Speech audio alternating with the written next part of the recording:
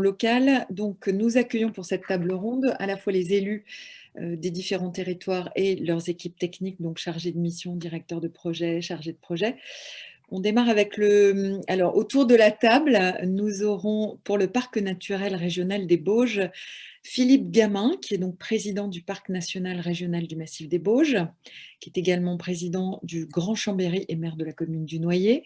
Nous retrouverons aussi, en compagnie de Philippe Gamin, les compléments d'information des équipes techniques avec Sarah Gillet, qui est chargée de mission transition énergétique et climatique, qui est référente Artaclim, et Jean-François Lopez, qui est adjoint au directeur du parc national régional. Pour le Haut-Chablais, nous accueillerons Yannick Trabichet, vice-présidente de la communauté de communes du Haut-Chablais en charge de l'aménagement du territoire et maire de la commune de Vailly, accompagnée de Sabine Vincenti, chargée de mission aménagement à la communauté de communes du Haut-Chablais et référente Artaclim, également Jean-François Bayeux, responsable du service urbanisme du Haut-Chablais. Et enfin, pour le territoire italien, alors pardonnez mon accent italien d'ores et déjà, Dimitri De Vita, Città Metropolitana di Torino, et vous serez accompagné des chargés de mission Irénée Mortari, vous êtes référente Artaclim, et Giannicola Marengo. J'espère que je n'ai pas trop écorché vos noms. Alors, est-ce qu'on vous voit tous ? Alors, Dimitri n'est pas… la caméra de Dimitri n'est pas activée. Donc, je ne sais pas s'il nous entend. Hop. Donc, tous nos intervenants, je vous souhaite la bienvenue. Je veux bien que vous réactiviez vos micros, vos caméras. On va démarrer avec nos élus. Il nous manque Dimitri qui, en effet, Giannicola est là, mais Dimitri, on ne voit pas sa caméra. Donc, je vous rappelle que dans les questions-réponses, vous pouvez, comme vous l'avez fait pour la partie de Valérie Masson-Delmotte, poser également vos questions aux élus qui sont là. Alors, avant de démarrer et de rentrer dans le vif du sujet pour ces territoires, on a bien vu que ça impacte nationalement et régionalement tout le monde, ces impacts climatiques, mais vous avez des territoires qui sont différents. Donc, pour nos participants, je crois qu'il est important de rappeler quand même la diversité de vos territoires et de les représenter en quelques minutes, à la fois pour le Haut-Chablais, les Bauges et le territoire italien. Donc, qui veut démarrer cette présentation de votre territoire? Philippe, vous prenez la main. Oui, merci beaucoup. Bonjour à toutes et à tous. Merci de nous laisser ce temps de parole. Je me présente, oui, Philippe Gamin. Je suis maire d'une toute petite commune au cœur du massif des Bauges, une commune de 220 habitants. Également président d'un parc naturel régional et pas national, qui s'appelle le parc du massif des Bauges. Effectivement, je suis aussi président de l'agglomération de Grand Chambéry, qui inclut une partie du massif de ce territoire de montagne qu'est le massif des Bauges, ce qui est la particularité de cette agglomération, à la fois très urbaine et à la fois très rurale et de montagne. En quelques minutes, la présentation de notre territoire, d'abord les parcs naturels régionaux, qui sont des outils, des outils d'aménagement, de développement du territoire. Ce sont des projets de territoire créés par des élus locaux et qui interviennent dans le développement durable et qui recherchent en permanence les équilibres entre la préservation et la valorisation des milieux naturels et patrimoniaux et le développement local. Notre parc a été créé en 1995 et les parcs sont régis par une charte qui sont les documents stratégiques qui définissent les actions que vont mener les parcs. Nous en sommes à la rédaction de notre troisième charte qui sera approuvée en 2023. On est un territoire de moyenne montagne entouré d'agglomérations. Donc ce territoire, il comprend de parcs à environ 70 000 habitants. Et autour, on a environ 650 000 habitants. Donc très très particulier au cœur du sillon alpin, à cheval entre la Savoie et la Haute-Savoie. Un territoire de montagne, ça veut dire un territoire fragile sur toutes ses composantes, aussi bien ses composantes naturelles, ses modes d'habiter, son économie. mais ce sont des territoires aussi qui sont capables de s'adapter assez rapidement. Et donc, à travers ce projet Artaclim, il nous paraissait intéressant de pouvoir s'impliquer et d'étudier comment prendre en compte ces évolutions climatiques. On est sur un territoire, je l'ai dit, avec un fort dynamisme, malgré tout, économique, avec des problématiques de mobilité, d'accessibilité et de vie, tout simplement. Nous contribuons aux grands équilibres entre les milieux très urbanisés, je l'ai dit, et les milieux beaucoup plus restés naturels. Et en ce sens, on constitue un territoire de respiration, de ressourcement aujourd'hui. Le ressourcement, la respiration, le contact avec la nature sont des éléments extrêmement importants et de plus en plus, il nous semble. Et donc, il est extrêmement important de préserver ces territoires-là, ne pas les mettre sous cloche parce que ce sont des territoires intéressants à vivre également. Voilà, donc, pour revenir, je déroule, hein, il me semble, hein, sur les… Non. En fait, ce qu'on va faire, c'est qu'on va simplement pour la présentation des territoires, j'aimerais écouter Yannick et Dimitri, et ensuite on reviendra plus dans le détail sur déjà vos premières actions, vos enjeux. Donc, je passe la parole à Yannick Trabichet. Bonjour Yannick. Merci, bonjour. Alors, j'ai un écho. Alors, il y a un écho quand vous prenez la parole. Est-ce que ça va mieux? Non, c'est parce que… Je pense que c'est parce qu'on est côte à côte avec Sabine. Oui, il va falloir couper un des deux pour pas avoir ça. Voilà, c'est bon? Oui, c'est parfait, merci. Alors, bonjour à tous.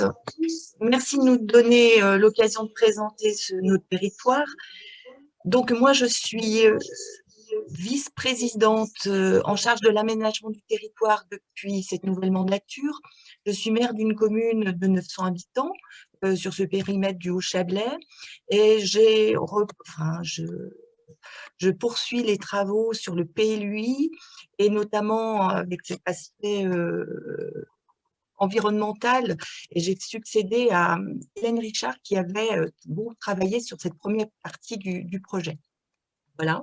Donc, le territoire du Haut-Chablais, c'est 15 communes, 13 000 habitants sur 308 km², avec des communes importantes, des stations de renommée internationale que sont les communes de Morzine-Aboria et Les Jets, deux stations de moyenne montagne, donc les communes de Saint-Jean-d'Eau avec le Roc d'Enfer et les communes de Bellevaux avec les stations d'Hermintas, et des communes rurales sur 2 vallées. Donc, ce qui caractérise surtout notre territoire, c'est qu'effectivement, nous sommes peut-être géographiquement un territoire peu homogène, je dirais, avec des problématiques différentes. On va avoir des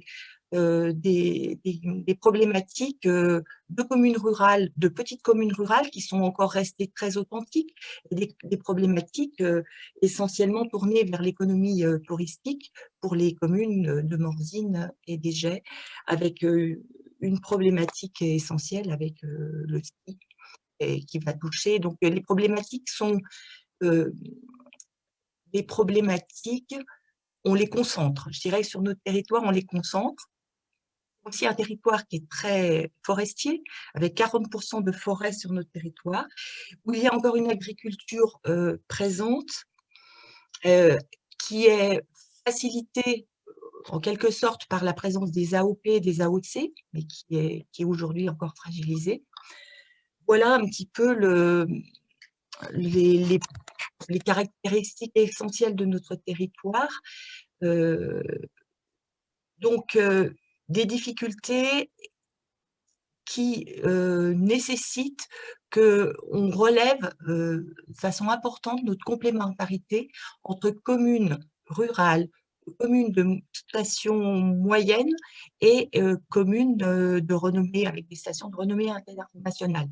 Donc, l'enjeu aujourd'hui, c'est de jouer sur cette complémentarité du territoire qui amènera des réponses différentes, notamment en termes d'adaptation au changement climatique, avec une réponse qui restera différenciée en fonction des territoires.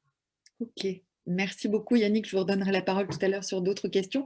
Alors pour l'Italie, la Città Metropolitana di Torino, Dimitri n'est plus parmi Alors, je crois qu'il est dans les participants, donc si Christophe a la possibilité de le réintégrer dans nos panélistes, et peut-être que Irénée peut commencer à prendre la parole. Nous, on a parlé avec okay. Monsieur De Vita, il est connecté maintenant, mais il n'est pas visible. Ah, voilà. Donc, j'essaye de le repérer, mais pour l'instant, on ne le voit pas. Bon, il arrive. Super, merci Christophe.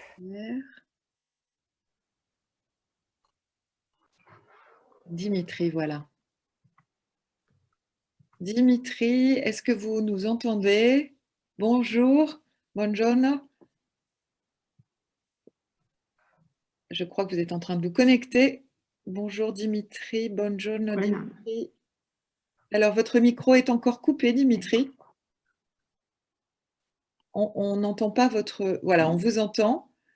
Ok, io sì, voi mi sentite?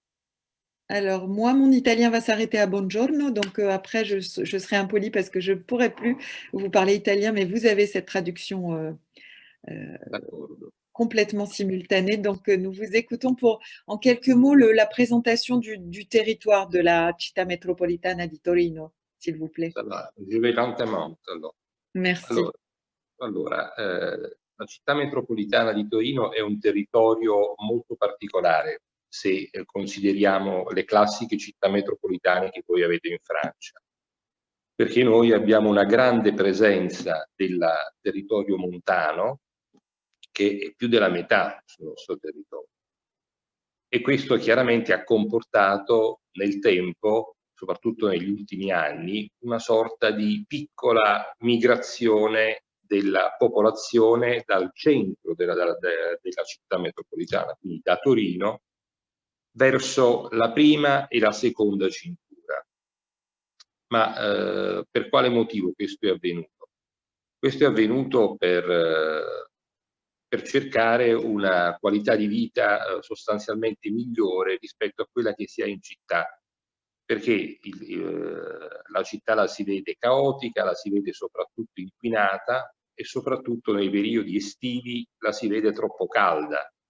Se ci facciamo caso, negli ultimi anni abbiamo avuto un incremento molto forte delle temperature e nei periodi chiamiamoli di lieve periodo vacanziero che venivano una volta fatti in provincia, adesso tendono a perdurare.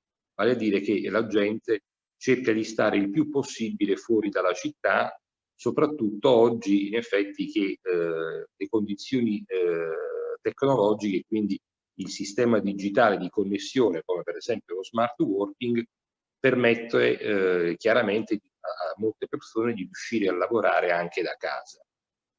Io direi, senza andare troppo nei particolari, anche perché su questo punto c'è un lavoro molto interessante fatto proprio su Art and Clim da parte dell'architetto Mortari della città metropolitana di Torino, dove entra ad analizzare in maniera molto chiara quello che è avvenuto per esempio in una parte del nostro territorio, che è il Pinerolese, ed è oggetto chiaramente del progetto. Quello che mi preme dire da un punto di vista politico, perché poi è quello che dobbiamo riuscire a concretizzare in futuro, è che è vero che esiste un abbandono dei centri urbani per andare fuori, però questo dovrebbe portare la politica a cercare di riuscire a recuperare i borghi esistenti, quindi evitare nuove costruzioni, cosa che invece è avvenuta per esempio in seconda e prima cintura di Torino, dove si è continuato a costruire e a consumare suolo. Dovrebbe portare ad un intervento su quella che è la fragilità idrogeologica e soprattutto da un punto di vista industriale, considerato anche considerata la trasformazione che stiamo vivendo e gli spazi che oggi si sono molto ridotti rispetto a prima, fare di tutto per recuperare tutto quello che appartiene alla vecchia industria e che oggi sui nostri territori risulta abbandonato. Diciamo che il cambiamento climatico sta incidendo molto. Adesso non so in che misura, una volta terminata la pandemia, si ritornerà a ciò che c'era una volta, ma sicuramente non sarà tutto come prima, perché è chiaro che la facilità adesso di poter lavorare in smart working credo che sia una cosa della quale molti vorranno approfittare e approfitteranno, anche perché questo riduce di molto i costi di trasporto e tanto altro. Quindi può darsi che anche da un punto di vista politico si potrà investire in una forma di sanità anche digitale con la teleassistenza e quindi riuscire a seguire anche al di fuori della città quelle aree che hanno perso negli anni tutti quei servizi ospedalieri territoriali che una volta esistevano. Il mio auspicio è proprio questo, quello di recuperare e di intervenire in queste zone montane sul piano infrastrutturale, ma in una sorta di recupero. Tutto quello che c'era va recuperato, anche perché Ok, merci Dimitri. Vous avez déjà un peu empiété sur ma question suivante qui était, vous avez déjà parlé de réussite de ce projet Artaclim, donc je voudrais qu'on interroge Philippe aussi et Yannick sur ce sujet. Quelles sont, à votre avis, les premières réussites, en tout cas de ce projet Artaclim? Qu'est-ce qu'il a permis finalement de mettre à jour en termes d'adaptation sur vos territoires jusqu'à présent? Eh bien, ce programme Artaclim est intervenu après l'adoption d'un plan climat-énergie territorial volontaire en 2014. Il a permis notamment sur notre territoire, d'une part, de réaliser l'état des connaissances sur les changements climatiques, mais aussi d'étudier la vulnérabilité de 3 territoires que l'on a identifiés, qui sont la montagne du Semnoz, qui comporte une station de ski de moyenne montagne, le cœur du massif qu'on appelle les Hautes-Bauges avec la réserve nationale de chasse et de faune sauvage, et notamment une rivière qui est nommée le Chéran, et puis une partie qu'on appelle Comte de Savoie avec une activité de viticulture. Est-ce que vous m'entendez? Parce que tout est bloqué sur mon écran. Je vous entends très bien. Oui, très bien, merci. Ensuite, cela a permis de tester des méthodes sur les plans d'action et d'adaptation avec un audit patrimonial de 99 personnes et une méthodologie normalisée. Également, Artaclim nous a permis de faire le lien entre la connaissance sur les effets des changements climatiques et l'expertise territoriale des acteurs socio-professionnels. Également, de mettre autour de la table l'ensemble des acteurs socio-professionnels, les élus, les chercheurs, autour d'une problématique commune et transversale, et faire discuter toutes ces personnes sur le sujet. D'utiliser toutes les données et les discussions dans les ateliers pour enrichir le processus de révision de la charte. J'en ai parlé tout à l'heure, nous sommes sur notre 3e révision de charte, notre document stratégique.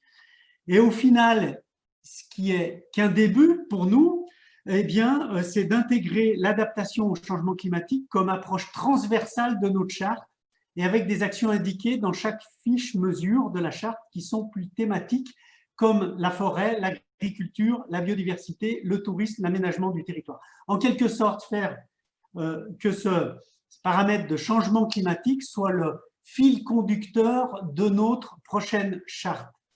Donc, cette révision de la charte du parc 2018-2022, hein, on a pris 3-4 ans, intègre donc le changement climatique comme une trame transversale.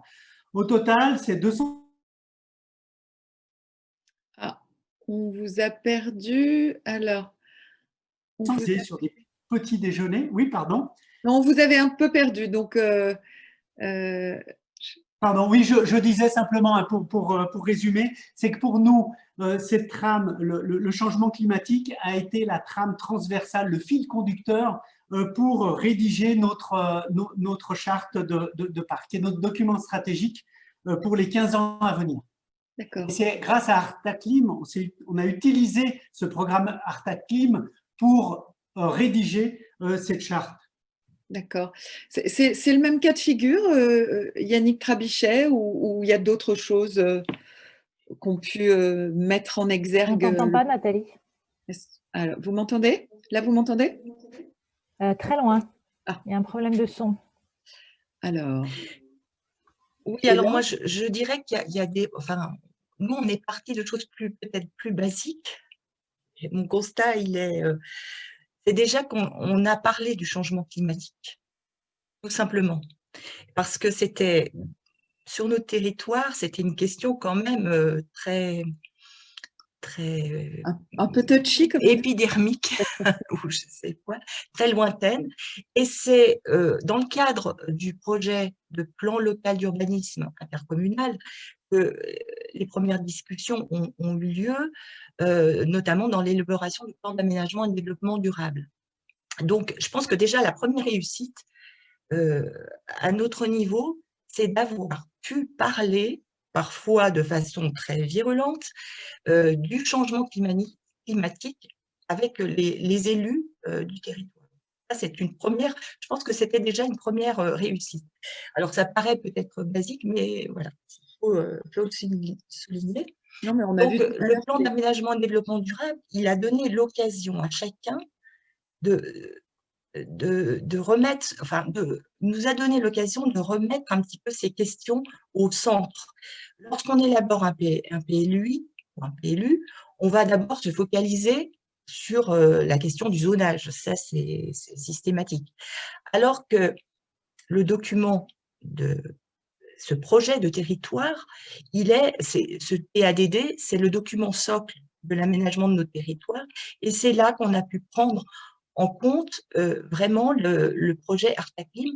Alors, peut-être pas encore autant qu'on l'aurait souhaité, mais en tout cas, c'est ce document-là, c'est l'élaboration de ce document qui nous a permis d'y réfléchir.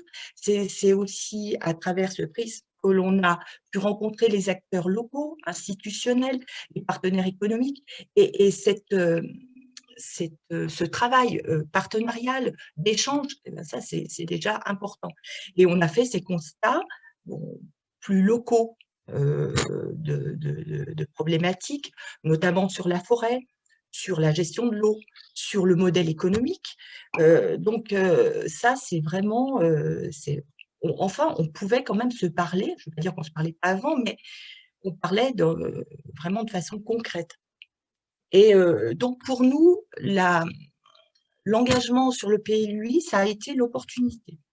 Je pense que c'est vraiment le démarrage de ce travail qui est quand même, qui s'est engagé depuis plus de 4 ans. C'est ce qui nous a donné un petit peu, ça arrive au bon moment. Voilà, moi, ce que je veux dire. Et, donc, moi, ce que je retiens vraiment, c'est qu'enfin, on peut en parler d'une façon un petit peu plus, j'allais dire, plus apaisée. Et on a pu faire comprendre que travailler sur le PLUI, travailler sur Artaclim, eh bien, c'était un travail commun, et c'était un travail nécessaire et concret à travers les différentes compétences de nos territoires. Ok.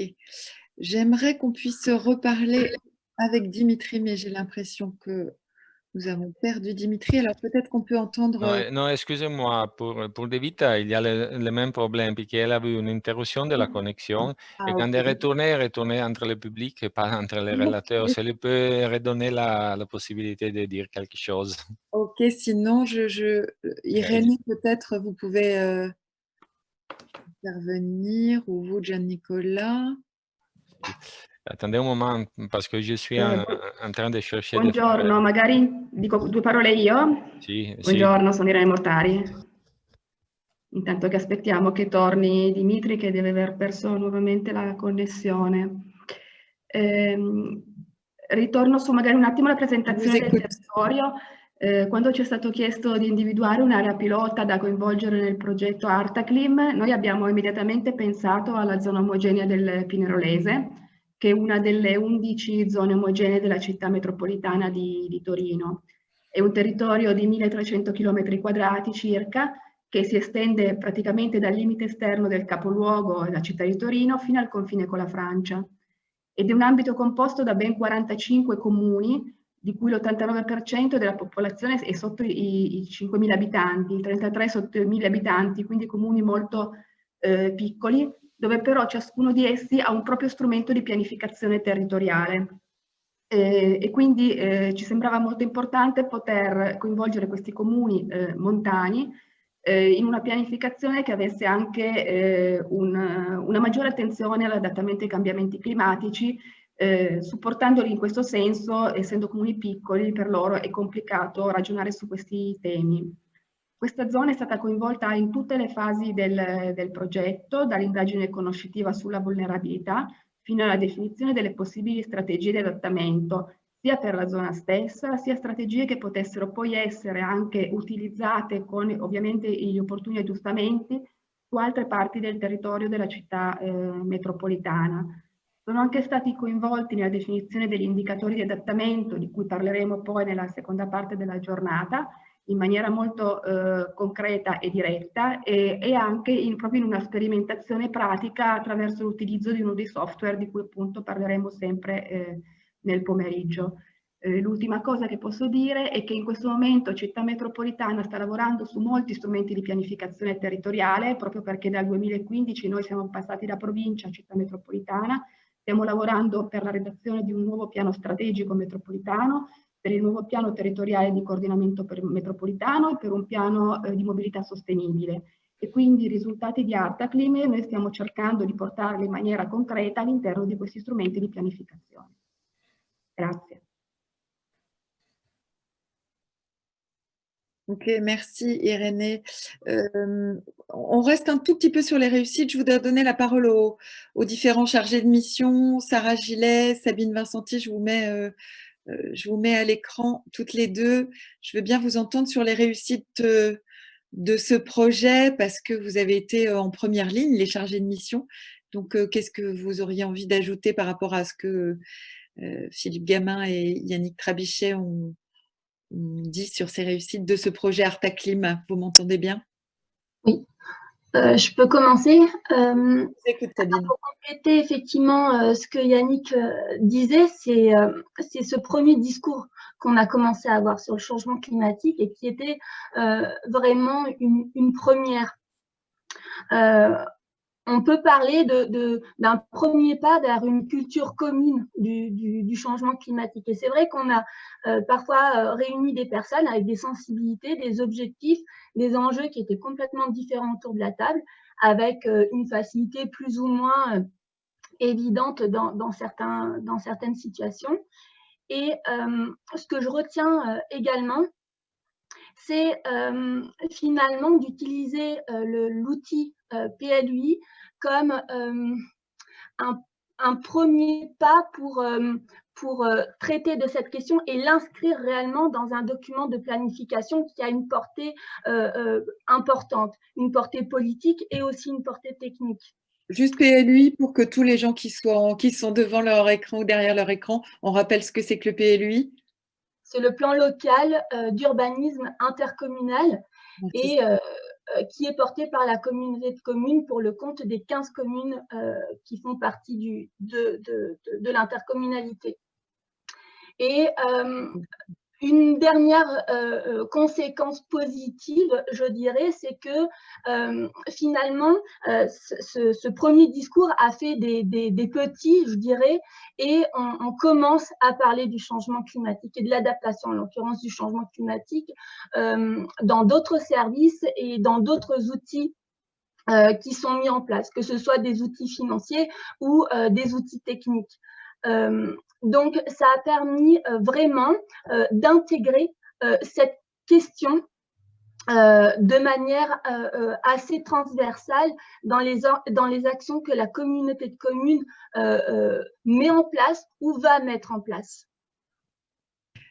Sarah, est-ce que cette libération a eu lieu aussi dans les Bauges? Est-ce qu'on effectivement, ce que disait notre président, c'est qu'aujourd'hui, dans notre charte, et c'est quand même le document qui est fondateur de la stratégie du parc, c'est que les changements climatiques et l'adaptation, parce qu'on travaillait déjà sur la partie atténuation et on continue à travailler sur la partie atténuation. Aujourd'hui, on a vraiment la place sur l'adaptation. Et comme le disait aussi Sabine, ce qui est intéressant avec Artaclim, c'est que ça a permis de faire en transversal, entre tous les acteurs, discuter d'une même problématique, alors qu'on avait jusqu'à présent un travail qui était quand même très en silo, où on avait les acteurs du tourisme de leur côté, les acteurs forestiers, les acteurs agricoles. Et Artaclim a permis, et ça j'ai le souvenir d'une réunion de restitution où on avait l'ONF qui pouvait discuter avec les pêcheurs, avec les agriculteurs, et pas sur les problèmes actuels de conflits d'usage ou de conflits de partage des ressources naturelles, mais bien à se projeter sur le long terme et à se dire à un moment donné, mais est-ce qu'on ne doit pas changer et revoir collectivement l'usage actuel de notre territoire? Et je pense que le travail qui a été fait en parallèle avec la charte a permis de réfléchir à ça. Finalement, quel est le projet de notre territoire avec les citoyens, les élus, les acteurs socio-professionnels, et est-ce que on le change, on le fait évoluer, et c'est ça qu'Artaclim, enfin moi ce que je retiens de ce projet Artaclim, c'est ça y est, on a une vision sur le long terme. Maintenant, mettons en œuvre les premières étapes, parce que ça aussi on a identifié les premiers pas. Sachant qu'il y a des premiers pas, c'est pas de l'innovation. Et allons-y maintenant, et allons-y tous ensemble, et pas chacun de son côté, parce que on l'a bien vu avec l'exposé de Valérie, c'est que si chacun y va de son côté, on risque de faire de la maladaptation ou de ne pas répondre à des enjeux qui sont dans 2050 ou 2070. Oui, exactement. Elle a parlé de coopération et de collaboration, donc on est vraiment au cœur du sujet. Je voudrais quand même réentendre aussi vos élus. Alors, je remets tout le monde sur le devant de la scène. Sur les freins, j'imagine qu'il y en a. Est-ce qu'on a retrouvé aussi Dimitri? En fait, il est revenu et il est reparti. Ah, il est revenu, reparti. Alors, on a vu qu'il y avait un certain nombre de réussites qui avaient été possibles grâce à ce projet Artaclim. Évidemment, tout ne va pas être facile, tout ne va pas être rose. La stratégie des petits pas est évidemment celle qui est prônée par tous les spécialistes et sur le sujet pour mieux s'adapter, mieux vaut en effet faire des petits pas. Quels sont encore les freins et les obstacles qu'il va falloir lever, Philippe Gamin et Yannick Trabichet, sur vos territoires respectifs? Et Dimitri, quand il reviendra, on lui posera la question également. De Vita s'est retourné. On vous entend, Philippe. Bien, très bien. Les freins qu'on peut constater d'une manière générale sont de plusieurs niveaux. D'abord, la difficulté de certains acteurs et de certaines personnes à se projeter sur le long terme et imaginer un futur possible dans un contexte de changement climatique. J'y reviendrai tout de suite après. La difficulté également à répondre à la question de la maladaptation de certains projets. Ça, c'est de remettre en question certains projets qui sont en cours. Et puis un décalage entre la réalité des élus sur leur mandat qui est de 6 ans en France, les élus locaux, et les questions économiques, sociales, environnementales auxquelles ils doivent faire face, et cette nécessaire projection sur le long terme et les choix de changement de modèle à faire. L'objectif d'adaptation, lui, il est fixé. La volonté de l'atteindre, elle est quasiment partagée par tous, reste à s'accorder sur la trajectoire qui est à prendre. Et là, apparaissent des divergences au regard des moyens et des priorités de chacun. Je voudrais aussi rajouter un point une position un peu plus politique, c'est-à-dire qu'on l'a vu, enfin on le sait, hein, ce problème de changement climatique est dû en partie à l'homme, à ses besoins énergétiques, ses besoins alimentaires, avec une une croissance démographique à l'échelle de la planète qui évolue.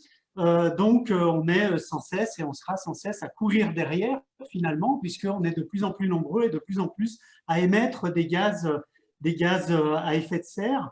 Donc, la grande difficulté, et une des réponses, c'est certainement d'aller vers une certaine sobriété d'utilisation des ressources naturelles. Et ça, c'est un des 3 axes majeurs sur lesquels on s'est engagé dans notre charte de parc, c'est aller vers l'utilisation sobre des ressources naturelles de manière à limiter nos émissions de gaz à effet de serre.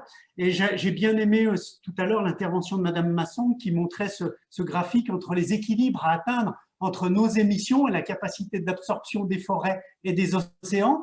L'objectif, il est vraiment là. Ça, c'est vraiment le sens que l'on doit donner à tout ça. C'est atteindre cet équilibre-là. Et pour ça, ça demande des efforts. Et des efforts, chacun doit prendre sa responsabilité. Aujourd'hui, on a trop tendance à dire c'est de la faute des élus, c'est de la faute des décideurs. Des décideurs, je vois encore dans le chat une personne qui intervient à pourquoi les décideurs des grandes stations ne réagissent pas, etc. Je dois aussi, la responsabilité, ça a été dit tout à l'heure, la responsabilité revient aux habitants, aux citoyens.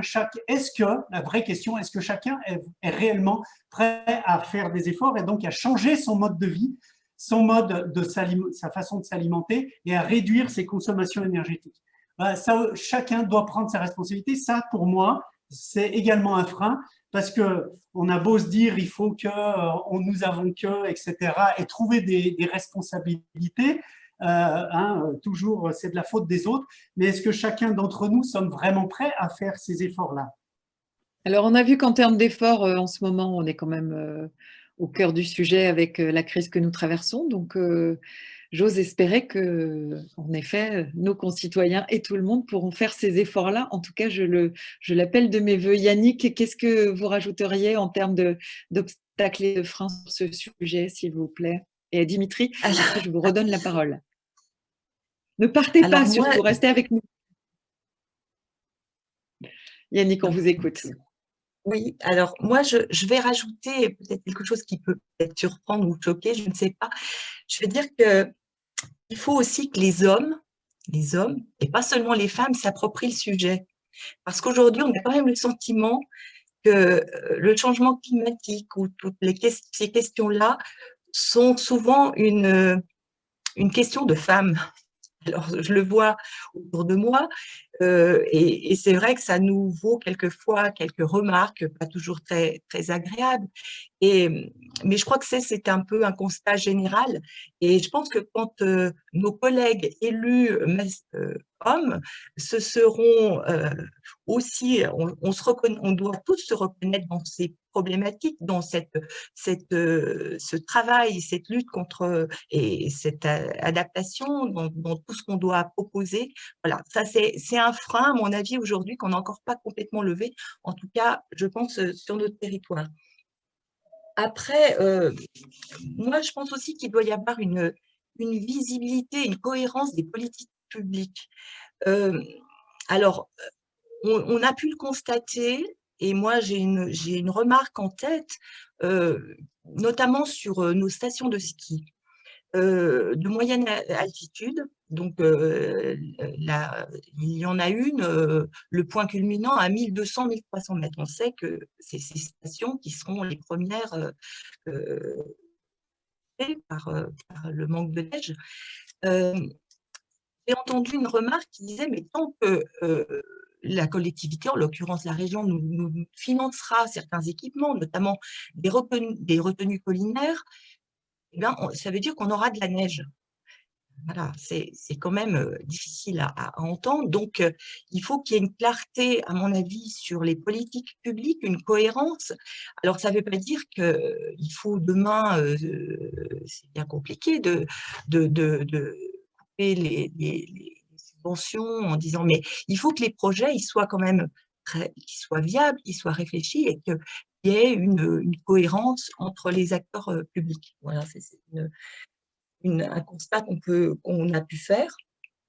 Moi, je pense aussi que les freins viennent parfois aussi des réglementations. Et je citerai peut-être 2 exemples. Dans le domaine de la forêt, et de l'eau. Le domaine de la forêt, je le connais un petit peu parce que j'ai travaillé sur ma commune sur ce sujet, notamment sur la forêt privée. Aujourd'hui, on a une forêt qui vieillit, qui présente des risques sanitaires, qui est attaquée par le scolite. On est sur de la propriété privée, c'est pas facile d'intervenir dans ces milieux. Donc, on doit trouver des outils, et ça existe, pour essayer de travailler collectivement sur la gestion de la forêt. Mais on fait le constat, donc aujourd'hui, on essaye de réfléchir lorsqu'il y a du reboisement à faire pour trouver des essences qui sont plus adaptées, qui vont être moins sensibles au changement climatique. Mais on va le dire clairement, ce sont parfois des usines à gaz. Et il faut être un gros propriétaire, par exemple, pour obtenir des subventions pour le reboisement. Il faut établir des plans de gestion, même si on dit que ce sont des plans de gestion simples. C'est pas simple pour un petit propriétaire. Chez nous, les propriétaires, ils ont moins de 1 hectare de forêt. Donc, si collectivement, on n'arrive pas à gérer cette forêt, c'est quasiment impossible. Donc, il faudrait des outils réglementaires qui facilitent un petit peu cette gestion collective et qu'on soit un petit peu plus armé pour trouver des aides financières et faciliter ce travail. Et c'est la même réflexion dans le domaine de l'eau. Donc, on pourra peut-être, et on le voit sur des constructions nouvelles, par exemple des toilettes qui sont raccordées tout simplement au système d'eau pluviale, avec des récupérations d'eau de pluie. Par contre, cette eau, eau usée, elle part sur le réseau. Il n'y a pas de compteur, il n'y a pas de… et la commune, elle va payer une redevance pollution sur cette eau rejetée. Donc, je pense qu'on ne peut pas non plus, sous prétexte que on va être vertueux, mais on ne peut pas non plus abandonner cet effort aussi financier et citoyen. Et c'est un effort un peu d'équité au niveau de tous ces traitements. Voilà, c'est des petites choses. Alors, je ne sais pas si ça paraît peut-être dérisoire, mais il faut qu'on ait aussi une réglementation qui s'adapte un petit peu à ces choix un petit peu stratégiques dans différents domaines, l'urbanisme ou la gestion forestière ou autre. Merci Yannick. Il n'y a pas de petite victoire en termes de changement climatique. On va interroger Dimitri Divita que l'on a retrouvé sur toutes ces questions, à la fois l'eau, la déforestation, tous ces freins, et puis les freins finalement hommes-femmes. On a une explication aussi de Stéphane Labranche qui interviendra tout à l'heure, sa vision du sociologue sur l'aspect féminin-masculin. Dimitri, sur ces freins encore présents, qu'est-ce qu'on peut faire?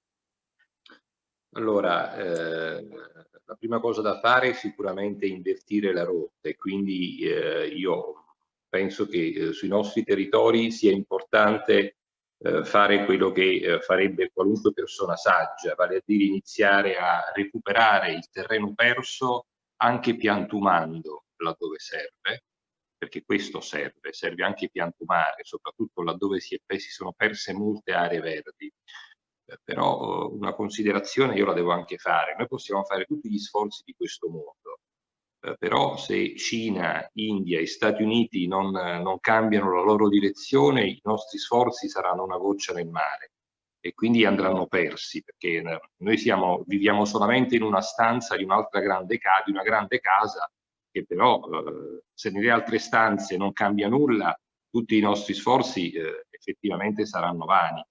Allora io credo che bisognerebbe incidere a livello globale in maniera diversa. L'Europa dovrebbe trovare il coraggio, perché è una questione di coraggio, di iniziare a mettere dei parametri anche di natura economica e fiscale sulla produzione dei beni e soprattutto sui livelli di inquinamento mondiale, perché è impensabile che i nostri interventi nella piccola Europa possano modificare il cambiamento climatico al quale stiamo andando incontro se i paesi come Cina, India e Stati Uniti non fanno altrettanto. Comunque, detto questo, nel nostro piccolo Un'altra cosa importante da fare è riuscire a fare in modo che anche la nostra popolazione, i nostri cittadini diventino resilienti. E questo è un altro grosso scoglio da superare. È una questione di natura culturale, perché per intervenire su tutti i cittadini e modificare le loro abitudini di vita e anche di consumo.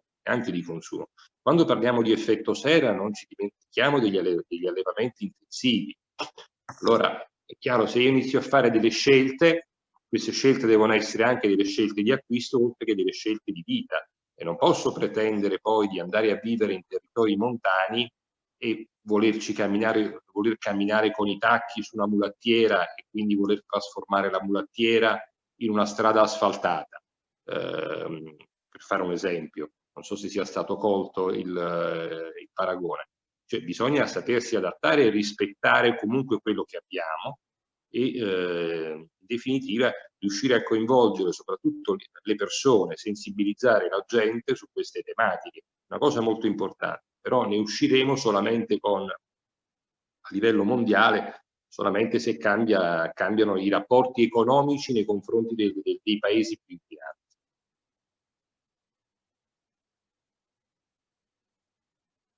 Ok, merci.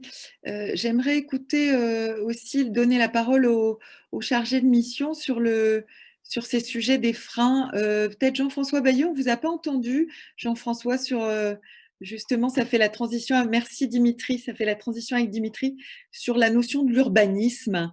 Ce serait quoi les principaux freins qu'on verrait sur l'urbanisme? Bonjour à tous. Vous êtes sur le massif des Bauges, hein, c'est ça? Non, moi je suis sur la communauté de communes du Haut-Chablais. Désolée. Mais je connais bien les Baugés également, ça aurait pu.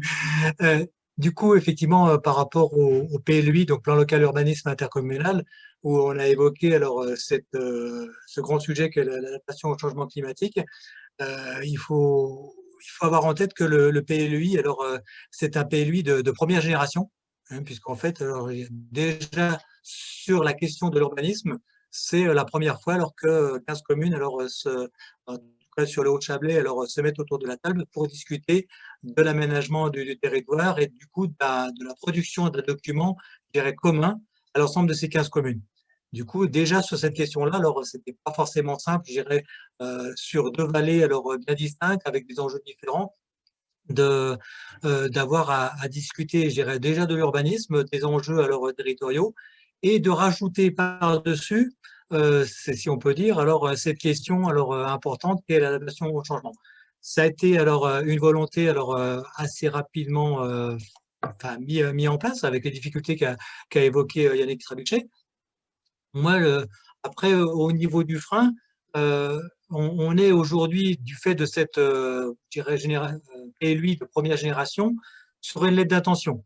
Hein, dans la formulation, dans les directives, les obligations qui sont inscrites aujourd'hui dans le document d'urbanisme, alors qu'il n'est pas encore approuvé, hein, on est toujours en cours d'élaboration, l'enquête publique alors n'a pas encore eu lieu, mais il y a alors un certain nombre d'éléments alors qui ont été alors mis. Alors, je ne sais pas si c'est le moment de parler déjà, je dirais, d'orientation, d'aménagement. Oui, ça va être la transition, donc vous pouvez amorcer cette transition sur les recommandations. Oui, allez-y. Voilà, du coup, il y a une orientation alors générale, hein, donc ce qu'on appelle une OAP, une orientation d'aménagement d'orientation et d'aménagement et de programmation, qui est transversale. Il y en a plusieurs. Alors, pour faire le parallèle, pour illustrer ça, que ce soit plus parlant, dans les documents d'urbanisme, on a souvent alors une OAP transversale qui parle du paysage, de l'environnement et de l'architecture. Aujourd'hui, donc c'est acquis, je dirais, par les élus, par les habitants, où on dit alors aux porteurs de projets, attention, votre projet individuel, il faut la faire attention, je dirais, aussi à la portée qu'il a au niveau de l'impact paysager ou environnemental. Et on rajoute donc une nouvelle OAP en disant il faudra aussi prendre en compte alors l'impact éventuel que pourrait avoir votre projet sur le changement climatique et comment, je dirais, vous imaginez alors à vous adapter alors à ce changement. Donc c'est une lettre d'intention. Donc il y a une trentaine je vais le mettre un petit peu à l'écran. Je ne sais pas si on va le voir. Voilà, ce document-là, alors, a une trentaine de pages, avec donc de la littérature, des intentions sur lesquelles on dit bah, ce serait bien alors de prendre en compte la valorisation des sols, ce serait bien alors de prendre en compte alors la déformation des sols, notamment alors en cas de pluie abondante, donc gonflement des argiles, ou au contraire d'affaissement des sols alors lorsqu'il y a une sécheresse. Donc tout ça, je dirais, de commencer à le prendre en compte. Et de manière encore plus pratique, et là, je dirais plus obligatoire, parce qu'en fait, un document d'urbanisme, dans sa traduction, c'est surtout alors un volume, je dirais, d'obligations. Ce n'est pas que des recommandations, c'est qu'à un moment donné, on doit traduire ça par des obligations de manière claire. Alors, vous voulez vous implanter, d'accord, mais il faut vous mettre à tant de mètres alors du voisin, il faut que ça soit au maximum telle hauteur, au maximum occuper tant de surface alors sur le terrain. Et puis là, on va rajouter alors une composante supplémentaire qui va être, je dirais, la prise en compte du changement climatique et notamment peut-être dire arrêtons d'affamiser les sols et du coup absorbons alors les sols. Donc, comment on gère les eaux pluviales? Donc là, c'est une traduction concrète. Un projet leur devra dire comment il traite alors les eaux pluviales. Est-ce qu'il le rejette, est-ce qu'il s'en occupe pas? Mais ça ne sera pas possible. Et du coup, alors on imagine bien, on est sur des terrains alors qui sont en pente chez nous.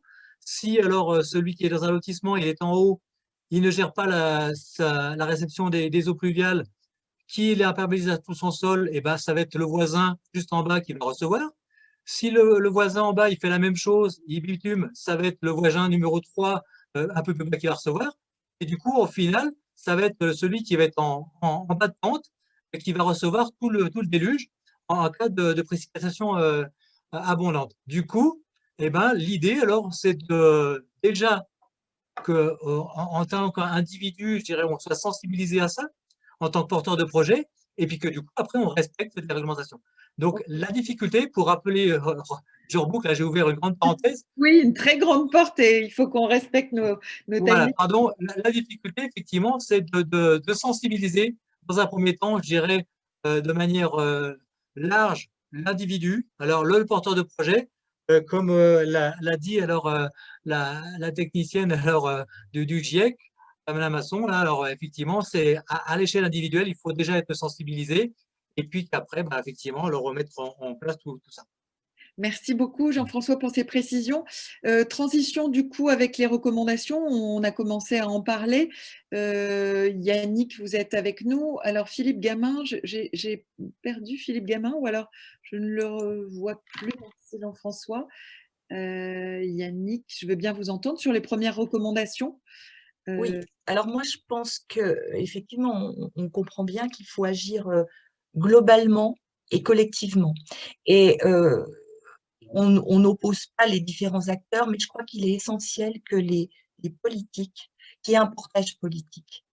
C'est-à-dire que si les politiques à leur niveau, et ça passe par les collectivités territoriales, ça passe par voilà, à notre niveau, en tout cas par les collectivités territoriales, s'il n'y a pas ce portage, c'est quand même très compliqué de convaincre les acteurs et la population. Je veux dire qu'on doit être d'abord nous-mêmes convaincus par ce que l'on fait et pouvoir apporter ensuite, porter ce message. Ce portage, il me semble important et à notre niveau, nous sommes peut-être des facilitateurs pour enclencher des actions très concrètes au niveau de nos territoires. Moi, je pense aussi qu'il faut faire beaucoup de pédagogie. Et je crois beaucoup à la pédagogie qu'on peut faire auprès des jeunes, auprès des scolaires, parce qu'aujourd'hui, on se rend compte que nos enfants, que nos petits-enfants, ils sont quand même très concernés par ces problématiques. Et ils ont parfois des réactions qui nous surprennent. Et je crois que c'est vers ce public, ce seront les décideurs de demain, qu'il faut faire aussi beaucoup de pédagogie. Bien sûr qu'il faut aussi convaincre ceux qui sont encore aujourd'hui, qui pensent que c'est pas pour demain qu'on pourra faire des choses, qu'on peut changer nos habitudes, mais je crois en plus que la crise sanitaire qu'on traverse, nous a quand même remis un petit peu les idées enfin, on essaye quand même de réfléchir différemment, ça nous oblige à repenser nos habitudes. Donc la pédagogie, elle me semble importante. C'est parler avec les acteurs économiques et peut-être repenser un petit peu un changement de culture. Aujourd'hui, on sait que dans nos territoires, on parle toujours de l'or blanc. Demain, peut-être que faire le chiffre d'affaires qu'on faisait sur 4 mois, sur 5 mois, il faudra le faire sur 8 mois. Mais c'est un changement de culture, c'est un changement de façon de travailler qu'il faudra peut-être accompagner. Et enfin, moi, je pense que dans ce domaine-là, il faut avoir beaucoup d'humilité.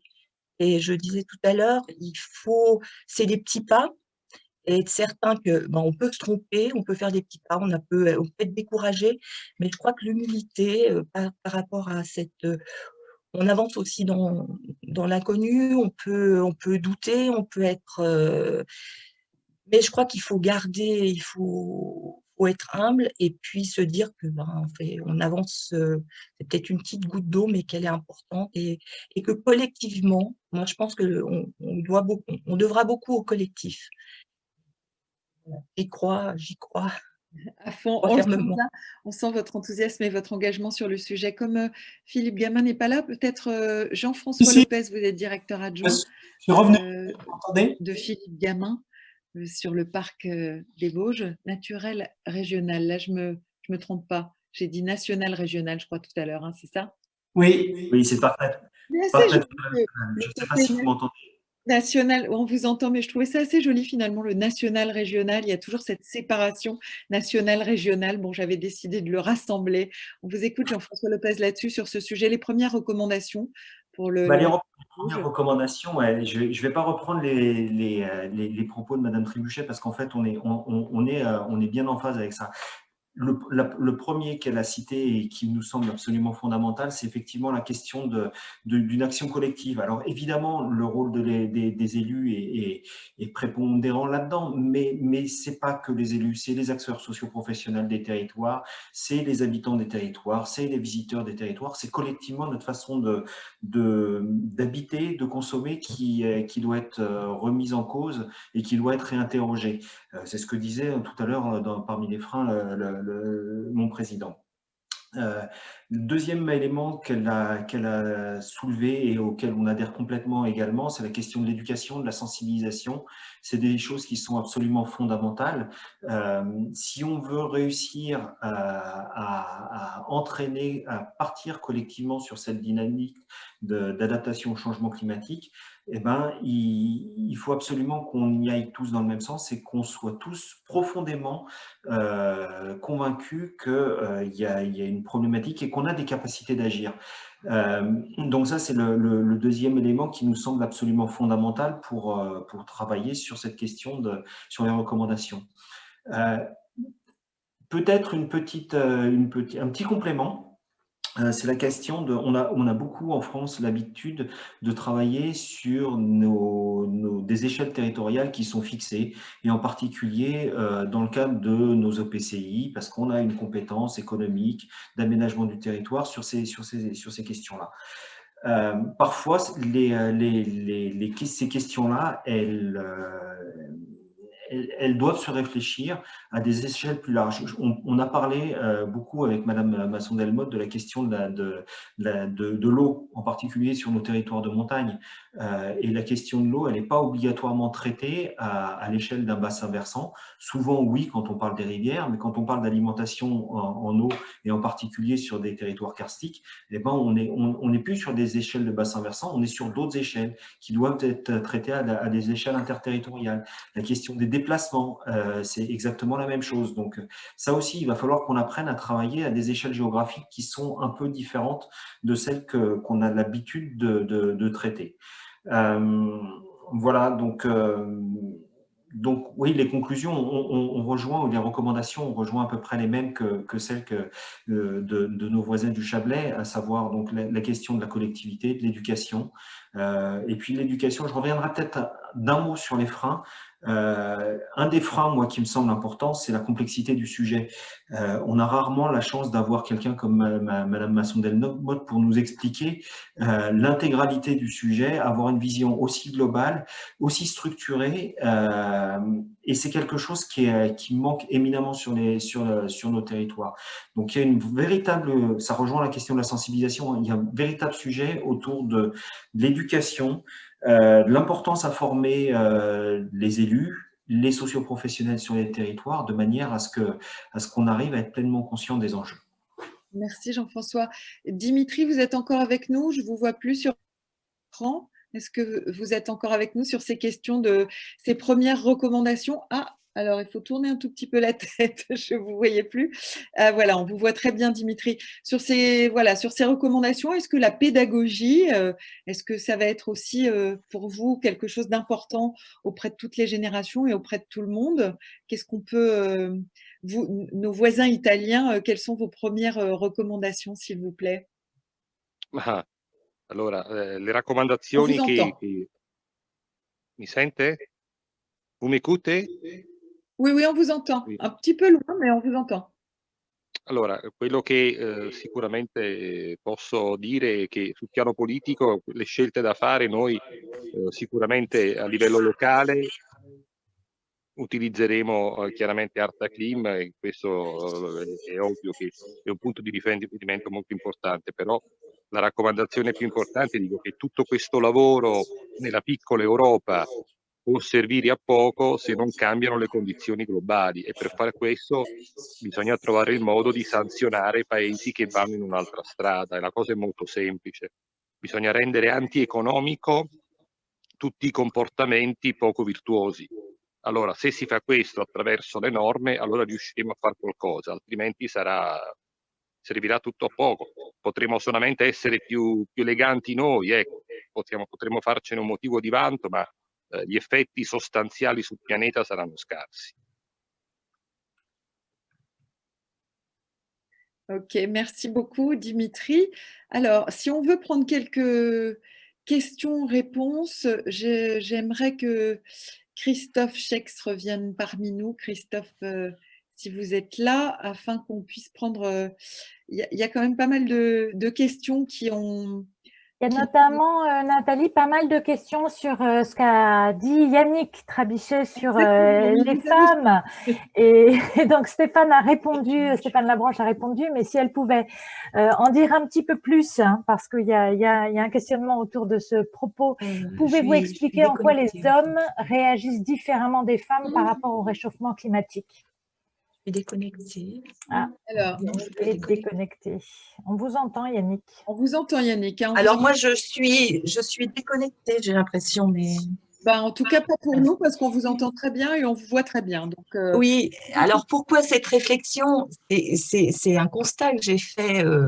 Je me souviens d'une réunion de conseil communautaire très houleuse où Hélène Richard, qui était élue référente donc, sur le dossier Artaclim, et moi-même avons fait une remarque en disant il faut peut-être pas attendre d'être dans le mur avant de réfléchir à ces questions. Déjà, on parlait beaucoup de... Alors encore, on parlait de réchauffement climatique. Enfin, on a beaucoup buté sur la terminologie. Et ce jour-là, c'est vrai qu'on a été prise à partie par nos collègues élus en disant vous êtes, voilà, vous les écolos de service, enfin, de façon triviale, voilà, en gros, on a de la neige encore, sachez qu'on aura encore de la neige pendant 50 ans. Voilà, c'était une réaction un petit peu, enfin, je pense d'angoisse, hein, un peu épidermique, et puis, donc c'est pas facile, ça n'a pas toujours été très simple de s'imposer ou d'en parler, tout simplement. Et lorsqu'on a fait des ateliers, on s'est rendu compte, alors pas avec les acteurs, hein, on parle bien au niveau des élus, au niveau des acteurs économiques, sociaux, enfin les partenaires institutionnels, il n'y a pas ce clivage peut-être qui existe encore, mais peut-être plus une peur qu'on ne veut pas. Alors, je ne sais pas si les femmes sont plus... je ne sais pas, elles prennent peut-être les problèmes je ne sais pas si on est plus entreprenante, je suis pas certaine, mais peut-être plus réaliste. Je ne sais, on essaye d'affronter cette réalité. Et plutôt que de la subir, ben d'y réfléchir, voilà un petit peu. En tout cas, c'est par rapport, je me souviens d'un autre exemple où je parlais des stations, de la proximité, du tourisme de proximité, et là aussi, en disant il faut jouer sur cette complémentarité entre les stations de renommée internationale et ces stations de proximité. Et je n'ai pas parlé de petites stations, je n'ai pas parlé parce qu'aujourd'hui, il faut réfléchir à un tourisme un petit peu plus différent, 4 saisons, mais ce tourisme de proximité, il faut pouvoir le préserver autant que possible sur ces petites stations où ce sont les personnes du Chablais qui viennent skier, où les enfants viennent apprendre. Et on m'a opposé à ce moment-là le fait que que je ne comprenais pas qu'il y avait des touristes aussi étrangers, etc. Donc, je crois que c'est des sujets très sensibles et qu'on aborde différemment, qu'on soit homme ou femme, mais je crois qu'il faut le voir comme quelque chose. On est complémentaires et notre vision, elle est peut-être plus idéaliste quand on est une femme, je ne sais pas. Mais en tout cas, moi, je me dis qu'il faut vraiment qu'on ait une parité sur ce regard à travers le changement climatique. Merci pour votre témoignage encore. Philippe Gamin, j'ai vu une petite main bleue me disant que vous vouliez intervenir sur le sujet. Je vous écoute. Je suis revenu, pas sur le sujet, non, homme-femme, hein, je ne m'aventurerai pas. Pour moi, il n'y a pas de sujet. Enfin, voilà. Donc, mais j'entends. Voilà, on va ensuite redonner la parole à Christophe et surtout à Stéphane Labranche qui va nous donner vraiment son point de vue de sociologue sur le sujet. Donc, juste un petit mot pour conclure sur les recommandations, Philippe, s'il vous plaît. Oui, une recommandation, beaucoup de choses ont été dites et je crois qu'une aussi, c'est une façon d'agir, c'est-à-dire c'est agir par l'exemple. C'est ce qu'on fait dans les parcs naturels régionaux. On a une mission d'expérimentation, on se donne le droit d'échouer, d'expérimenter, mais d'échouer aussi, y compris sur le plan politique. C'est extrêmement précieux. Et on a un bel exemple puisqu'on a 3 stations de moyenne montagne, même 4 stations de moyenne montagne sur notre territoire classé parc. Et depuis un certain nombre d'années, on a aidé ces stations à transiter, à aller vers un autre modèle, notamment le modèle des 4 saisons. Et on a une vraie réussite avec la station de la Sambuie sur le côté Haut-Savoyard, où cette station a réussi par un autre modèle, et notamment un modèle estival, à avoir un chiffre d'affaires et un bénéfice supérieur l'été que l'hiver. Et c'est par cet exemple que l'on arrive à convaincre les autres que le modèle du tout neige est dépassé, parce que le changement climatique, d'une part, et qu'il faut trouver une reconversion économique, mais aussi parce que ces nouveaux modèles qui sont mis en place sont beaucoup moins consommateurs d'énergie, beaucoup moins consommateurs et génèrent moins de gaz à effet de serre. Voilà. Donc, par l'exemple, manager les projets par l'exemple toujours, c'est ce qui fonctionne le mieux, parce que sinon on peut montrer toutes les belles théories et toutes les belles idéologies. L'idéologie ne suffit pas. L'exemple est extrêmement important. Voilà. Merci en tout cas de cet ajout important, manager par l'exemple, avancer à petits pas, avancer en marchant. Beaucoup de choses très pragmatiques. Christophe, un mot avant que Stéphane Labranche nous donne sa vision en hauteur sur ce sujet. Merci en tout cas à tous les intervenants et toutes les intervenantes.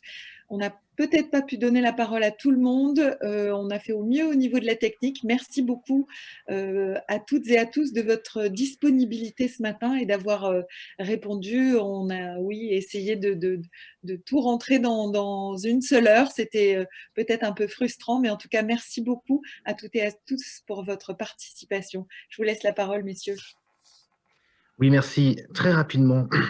Moi, je voulais effectivement remercier les différents participants de cette table ronde et les territoires pour avoir été extrêmement francs et avoir présenté leur réussite dans le cadre du projet, mais aussi tous les freins et montrer que la problématique de l'adaptation n'est pas finalement qu'une problématique technique ou de réponse par rapport à des impacts, mais qu'il y a un côté sociologique extrêmement fort. Et c'est pour ça que Stéphane, on a voulu le faire intervenir après cette séance pour qu'il nous apporte des éclairages sur toutes ces difficultés qui ont été assez rapidement comment dire, lors du projet, on s'est vite rendu compte que ces difficultés étaient très fortes et qu'il fallait apporter, ou en tout cas trouver des solutions et les partager. C'est pour ça que sur le site artaclim.eu, on a déjà posé et on va poser au fur et à mesure des 2-3 semaines qui arrivent l'ensemble des productions du projet, qui notamment lors des études de vulnérabilité et des partages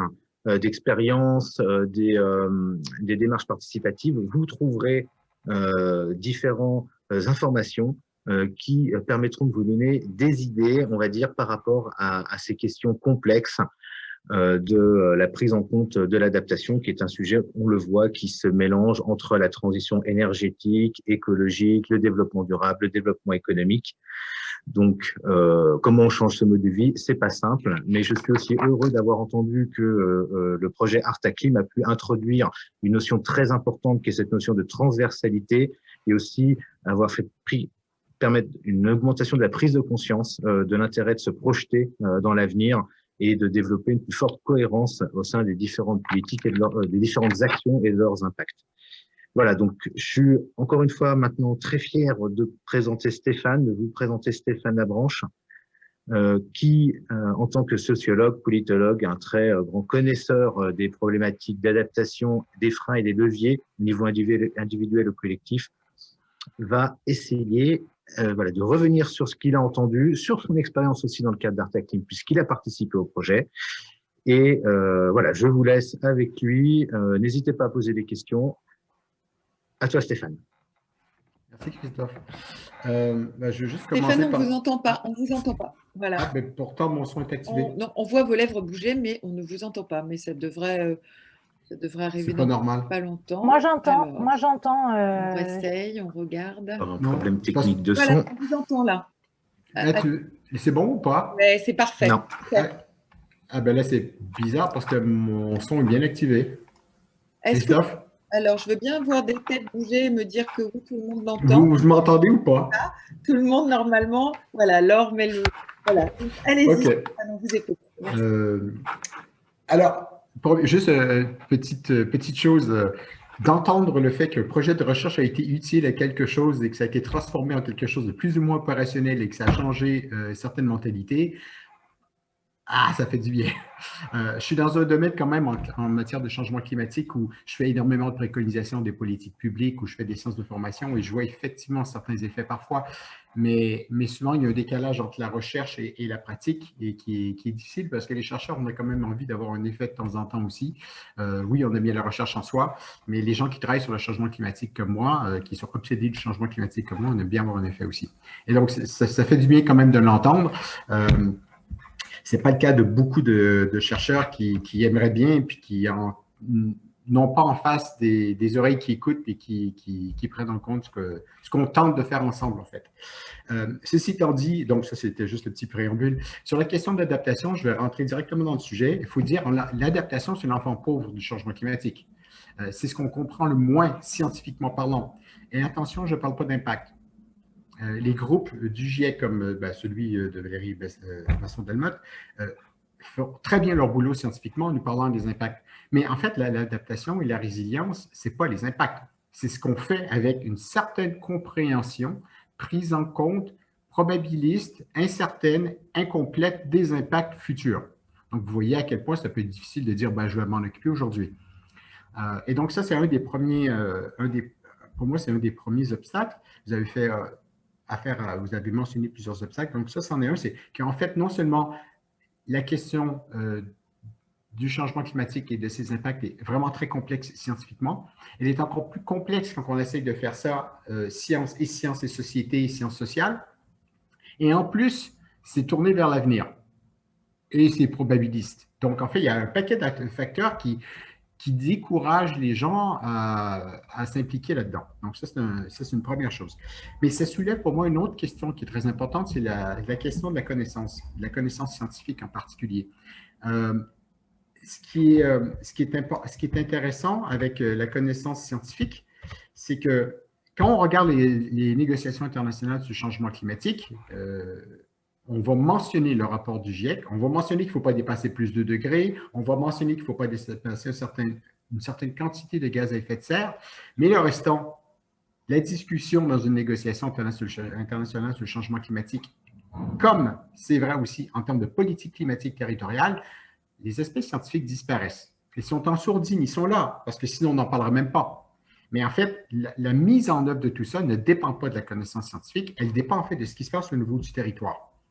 Et il y a certains d'entre vous qui ont mentionné, et ça, moi, tout de suite, j'ai tiqué parce que c'est un de mes projets, c'est un de mes intérêts de recherche, c'est cette capacité à expérimenter, à innover sur un territoire en termes de politique publique. On regarde souvent les éléments techniques, on regarde souvent les éléments, bon, est-ce qu'il y a une forêt, est-ce qu'il y a une agriculture, mais en fait, ce qui va faire qu'on va passer à l'action, c'est la capacité d'une collectivité territoriale à dire, 1, ça m'intéresse, 2, qu'est-ce qu'on fait, 3, comment on le fait. Et ça, ce n'est pas évident du tout, en fait, parce qu'il y a quelqu'un qui le dit très bien, c'est qu'en fait, on peut se casser la gueule. C'est-à-dire que quand on expérimente, ça fait partie de la démarche scientifique, quand on regarde ce qui se passe dans les laboratoires de chimie, pour 150 expérimentations pour trouver une molécule, il y en a seulement une qui va fonctionner. Ben, on ne peut pas se permettre de faire ça à ce niveau-là quand on parle des humains et qu'on parle de développement économique et de bien-être, c'est sûr. Mais il faut s'attendre effectivement que certaines des actions qu'on mène vont échouer ou ne marcheront jamais aussi bien que ce qu'on voulait. Et en fait, une des choses qui commence à émerger en matière de sociologie des organisations, c'est cette compréhension qu'en fait, la culture de l'expérimentation au sein d'une collectivité territoriale, c'est probablement un des facteurs les plus importants qui va déterminer si oui ou non on se lance dans quelque chose de nouveau. Ce n'est pas la connaissance scientifique, c'est cette capacité à se dire, bon, ben, on a échoué, on ne recommence pas, on apprend nos erreurs et on avance. C'est ce qu'on faisait en fait dans certaines collectivités précurseurs sur les questions d'atténuation, donc réduction de la consommation d'énergie, réduction aussi des gaz à effet de serre. Dans les années entre le premier plan Climat de France à Grenoble 2005 et 2010-12, en fait, on était sur des collectivités précurseurs novatrices qui tentaient des trucs et ça ne fonctionnait pas, on ne savait pas trop comment, pourquoi, mais on continuait et on apprenait. Et en fait, ce que je disais tout à l'heure sur le fait que l'adaptation, c'est l'enfant pauvre, c'est que on est maintenant sur cette question de l'adaptation au niveau où on était il y a 10-12 ans en matière d'atténuation. Donc, notre niveau de compréhension scientifique, il est pas trop mal. Il faut quand même bien le faire au niveau territorial, mais notre compréhension en termes de sciences sociales, de sciences politiques, d'organisation, des collectivités territoriales, des fonctionnements et des freins, on est en retard sur les questions d'atténuation. Donc, là, par rapport aux questions d'atténuation. Donc, qu'est-ce qu'on fait alors en matière d'adaptation? En fait, souvent, moi, la réaction que j'ai eue sur des collectivités territoriales, c'est d'avoir peur. C'est de dire, oula, c'est un gros sujet, c'est complètement différent, c'est un trop grand défi, on s'embarque dans on ne sait pas trop quoi, donc vous comprenez bien qu'il y a des portes qui se ferment, on n'a pas trop envie de le faire. Et il y a plusieurs méthodes, en fait, pour la méthode étapiste, hein, pour tenter de convaincre une collectivité territoriale de s'engager là-dedans. Il y a une méthode étapiste, on fait faire un petit truc facile, on va faire de la végétalisation. Mais quand on fait de la végétalisation, il faut le faire maintenant avec un point de vue de changement climatique. Donc, il faut faire attention au type d'espèces invasives d'insectes ou de maladies qui peuvent arriver dans 10-15 ans ou sur l'effet de la pluie. Il y aura peut-être plus de pluie, moins de pluie. Et est-ce que l'arbre que je vais planter maintenant ne mourra pas dans 15 ans ou dans 10 ans? Donc, ça, c'est sur les questions de végétalisation. On peut climatiser, c'est-à-dire injecter du changement climatique dans une politique préexistante. Donc, ça, c'est la première méthode. On sait ce qu'on fait en matière de végétalisation, on l'a fait avant, et on rajoute cette petite complication en plus pour dire à quoi on peut s'attendre et comment on le fait maintenant. Donc, en fait, on ne change pas grand-chose.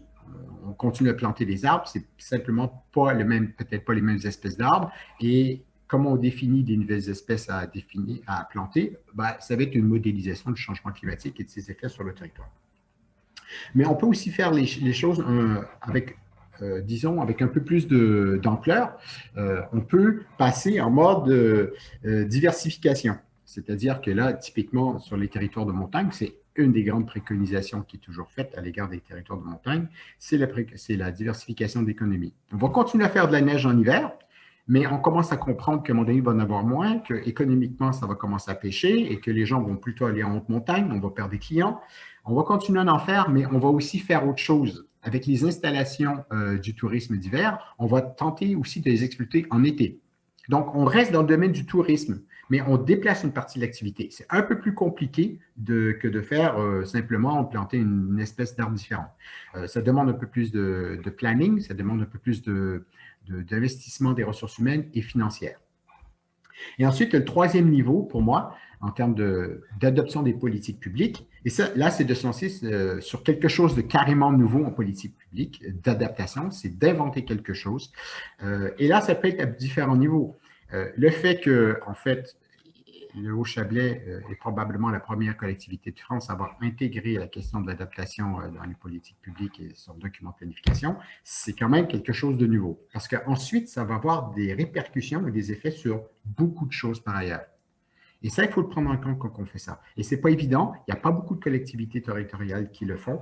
Même dans les collectivités territoriales plus avancées et à grande échelle, comme les zones urbaines, ont de la difficulté à faire ça. Ce n'est pas évident. D'intégrer l'atténuation au changement climatique dans les documents, ça se fait tout le temps maintenant, ce n'est même pas un problème. L'urbanisme est maintenant enseigné de cette manière-là. On forme les urbanistes de cette manière-là. Mais sur les questions d'adaptation, on est en retard. Donc ça, c'est super important. Dernière difficulté, je pense, qu'il faut prendre en compte, c'est que malgré ces trois niveaux-là que je viens de vous donner, c'est qu'en fait, les efforts d'adaptation et ce qu'il faut faire, mais aussi le risque de maladaptation varient de secteur en secteur. Si on prend le secteur de l'agriculture, qui est impacté par la pluie, par une rivière qui peut passer, par la neige qui ne fond pas, etc., etc. Donc, la difficulté, elle est sectorielle. Et donc, certains secteurs sont plus faciles à faire que d'autres, et d'autres sont plus difficiles et donc plus risqués. Et donc, il faut avoir plus envie de prendre des risques, et donc aussi le risque de maladaptation, qui, je pense, est important. Dernière chose que je voulais dire aussi, ça c'est lié à la connaissance. Souvent, pas au niveau territorial, mais je parle souvent de la position officielle des États, puis des certaines associations, puis des scientifiques aussi, qui veut dire, en fait, il faut juste faire plus d'information, de sensibilisation et de communication sur la connaissance du changement climatique et les gens vont changer.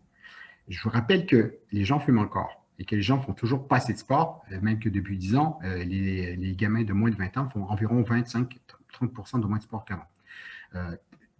Même après tout ce qu'on nous dit. Si vous regardez la diversité incroyable de réactions face au COVID, les masques, etc., on voit bien qu'en fait, le message ne suffit pas. Il faut qu'il soit là, mais il ne suffit pas à engendrer des changements de comportement, et ça, on le sait, et ça va être vrai en atténuation, ça va être vrai sur la qualité de l'air, et c'est vrai aussi sur l'adaptation. Pourquoi? Parce qu'en fait, la connaissance scientifique et la sensibilisation, ce sont des données cognitives. On peut complètement croire qu'il y a un problème avec le changement climatique, on peut complètement comprendre, mais changer de comportement, changer son mode de vie, ça renvoie à des représentations sociales, ça renvoie à de la perception, à des croyances, à des habitudes de vie, au fait que je vis peut-être dans une maison qui est pourrie et donc je vais consommer beaucoup d'énergie, ou au contraire, parce qu'en fait, je vis dans une maison qui fonctionne très bien. Et donc, quel que soit mon niveau d'écologisme, le fait de vivre en campagne, en montagne, dans une plaine, en ville, va avoir un effet sur mes capacités d'adaptation, de résilience. Le niveau de scolarité va avoir des effets aussi. Donc, c'est important d'avoir de la connaissance, mais la sociologie et toutes les sciences des changements de comportement, je fais partie du GIECO, qui est une organisation internationale sur les changements de comportement, montrent une chose, c'est qu'en fait, l'information, la sensibilisation peut éventuellement changer la manière de penser le monde, mais pour changer de comportement, il faut avoir de l'accompagnement.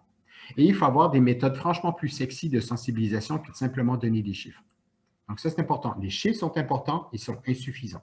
Alors, c'est pour ça que dans Artaclim, et ça va être comme ça que je vais terminer, on a quand même tenté des coups. Nous, chercheurs, on est sortis quand même un peu de notre zone de confort en se disant qu'il faudrait faire quelque chose de plus sexy, de plus attirant que simplement, encore une fois, 3 pages de résumé.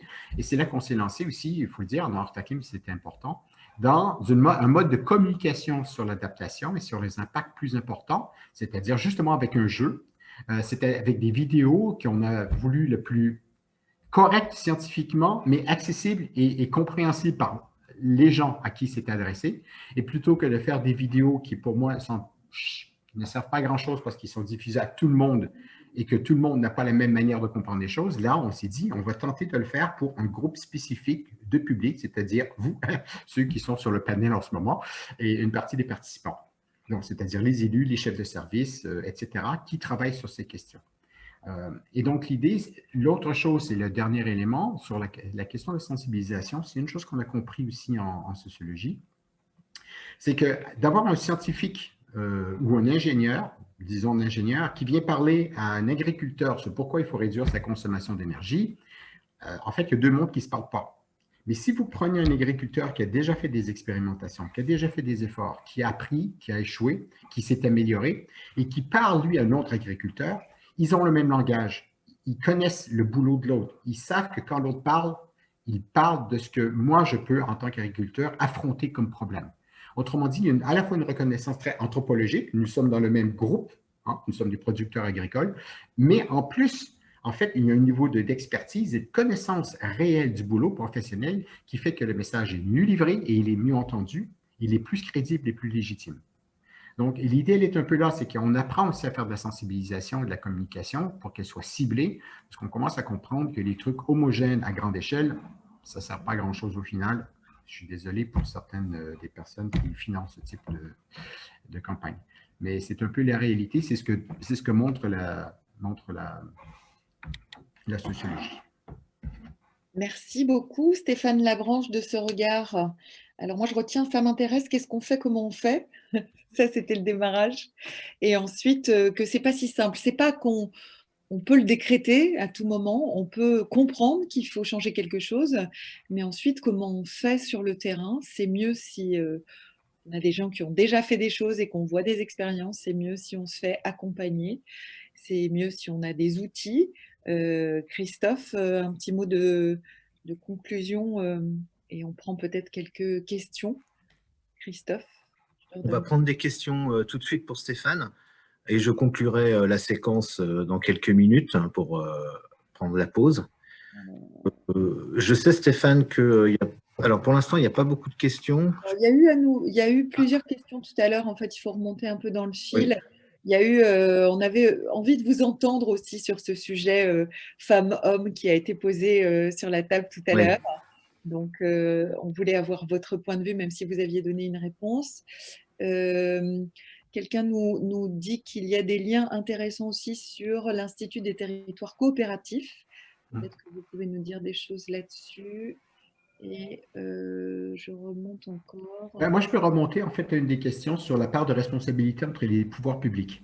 Alors, ça, c'était une question qui était en fait plus dédiée à la question d'atténuation de la réduction des gaz à effet de serre.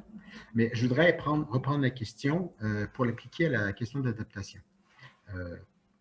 L'ADEME est un organisme qui, en fait, a comme fonction de financer des recherches pour avoir des résultats en matière de climat, d'énergie, de qualité de l'air très concrets, pour qu'on puisse savoir faire des préconisations. Et un des boulots de l'ADEME, c'est de prendre les bonnes expériences, les bons projets qui semblent fonctionner, pour ensuite les transmettre ou les diffuser par ailleurs. Et donc, ça va nourrir les stratégies nationales bas carbone aussi. Donc, il y a plusieurs méthodes, en fait, de valorisation des différents types de projets et de diffusion de ces projets. Donc, la première méthode, c'est de dire, regardez ce qu'on fait là.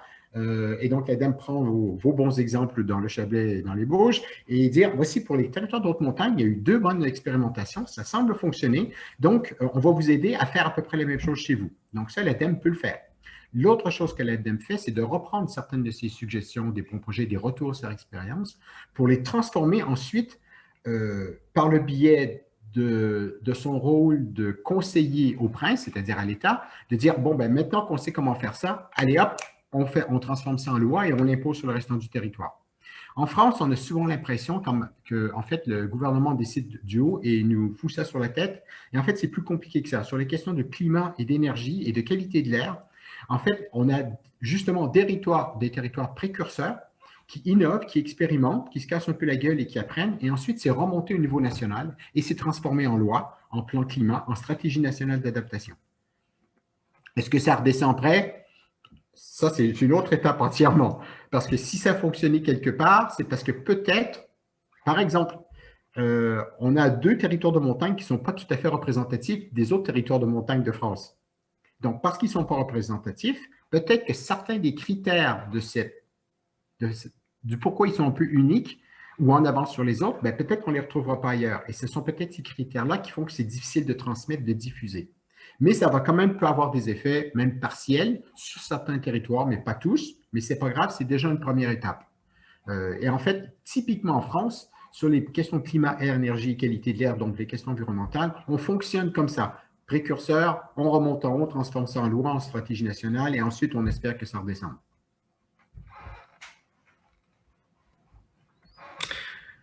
Merci Stéphane. Je peux partager notre... Merci Stéphane.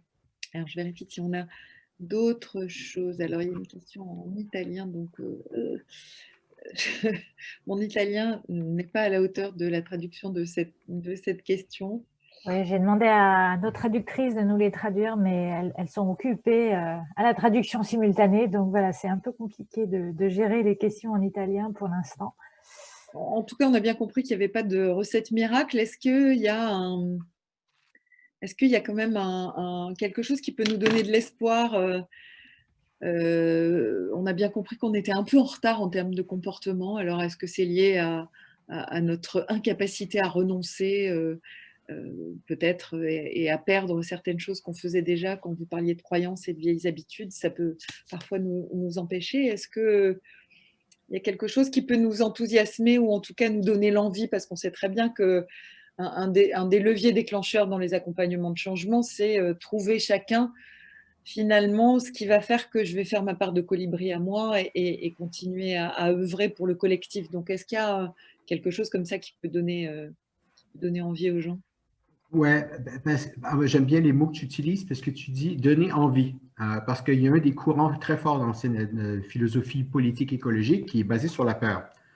Et en fait, une grosse partie des campagnes de sensibilisation qui sont basées sur la peur. Changer, sinon on va tous crever en 2050. Christophe et moi, en 2050, je pense que je suis pas sûr d'être encore là, on est d'accord. Et donc, ça ne change pas grand-chose pour nous. Et puis, pour les jeunes, 2050, c'est la science-fiction. Mon fils, en 2050, il va avoir peut-être mon âge, mais pour lui, c'est inconcevable. Il peut pas. Donc, la peur peut avoir un autre effet. Et la peur du changement peut être très paralysante, surtout, et ça, je reviens à certaines des présentations, c'est que surtout si on n'a pas d'outils pour y remédier. Et ça crée des angoisses et ça crée de la paralysie, ça crée de la dépression. Avoir peur de quelque chose et être capable d'agir, ça ne crée pas de l'angoisse. On a peur, mais ça ne crée pas de l'angoisse ni de la paralysie. Ça peut même créer de l'action. Mais quand on a peur de quelque chose et qu'on ne peut rien y faire, on se retrouve devant un système qui peut être paralysant. Et ça, c'est très dommage. Mais de pouvoir fournir quelques outils qui disent, OK, il y a un gros problème, mais je vais commencer par ça. Et là, ici, je vais pouvoir travailler. On arrête d'être angoissé. Hein, on peut avancer. Ça ne veut pas dire que c'est facile, mais on sent qu'on peut avancer. Mais ce qui nous manque, nous, sur les questions d'adaptation, mais sur les questions d'atténuation, et là, c'est vrai dans les deux côtés, sur les deux, c'est qu'on nous dit toujours qu'en 2050, si on ne fait pas ça, on va dans le mur. Que si on ne fait pas ça, l'océan va monter. Que si on ne fait pas ça, il n'y aura plus de neige. Que si on ne fait pas ça, ouais. Et la vision positive de 2050 dans une société post-carbone, elle est où? Il n'y en a pas. Et donc, on a peur de où on peut aller, mais on ne sait pas vers quoi aller, puis on n'a pas de désir vers quelque chose parce qu'on n'a pas une image. Ça, c'est quelque chose de fondamental. Il n'y a pas grand-chose qui existe. Les collapsologues sont en train de bosser sur leur prochaine phase dans leur théorie, c'est-à-dire là, maintenant, ils nous ont dit attention, on est dans la merde et on va directement dans le mur. Mais si on commence à agir maintenant, en fait, le passage va être beaucoup plus facile plus tard. Et ça manque. À quoi peut ressembler une société qui va être différente de la nôtre, dans laquelle il va quand même faire relativement bon vivre?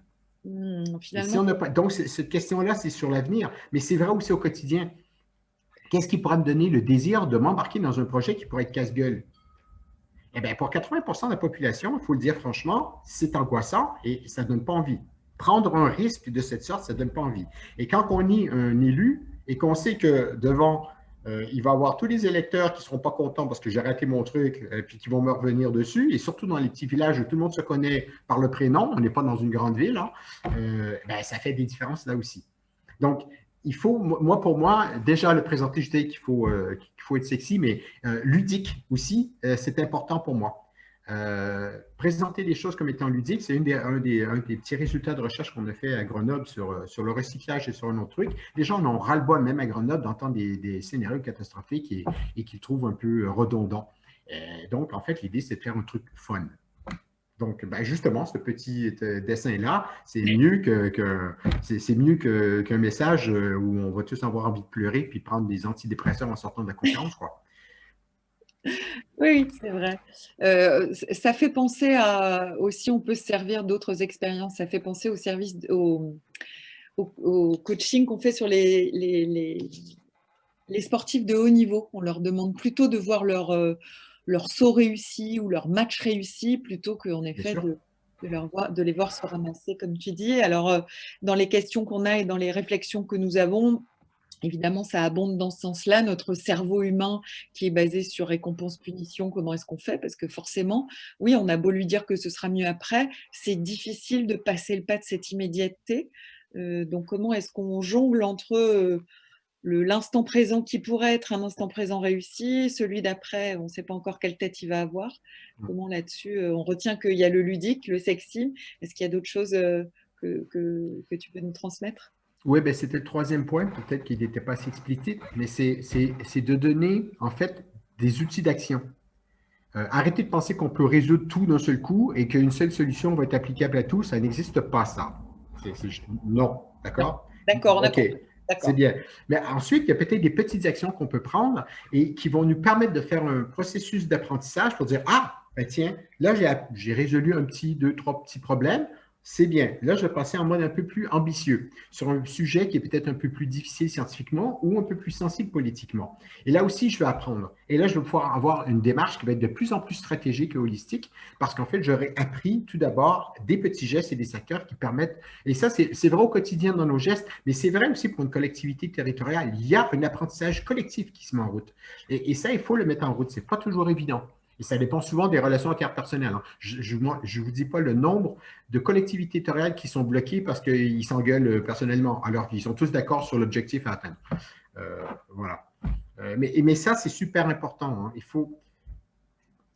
Si on s'attaque à trop gros d'un seul coup, on échoue et on ne recommence pas. Exactement.